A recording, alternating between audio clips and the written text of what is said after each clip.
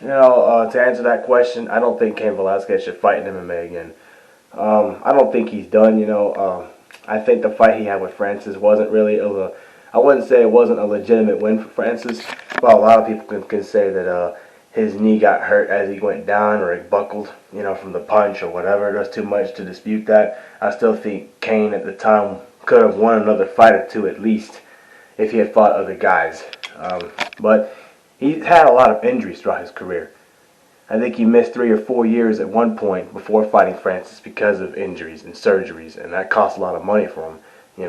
And I think he makes more money with professional wrestling. He obviously enjoys it, so I don't think he needs to do MMA again. I mean, he has nothing left to prove. He won the UFC heavyweight title twice.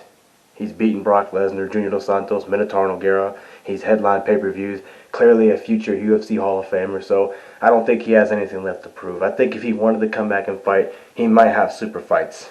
And the only two guys in MMA, I'll go into the UFC, and as far as mixed martial arts altogether, UFC, I'd say maybe Jon Jones has a grudge match because he beat Cormier and they're good friends. He might want to avenge that fight.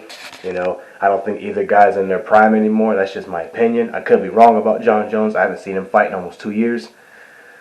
And Fedor Emelianenko. And I talk about Fedor a lot because I think he's still the greatest heavyweight of all time. I think Stipe is the greatest UFC heavyweight of all time simply because Fedor never went to the UFC.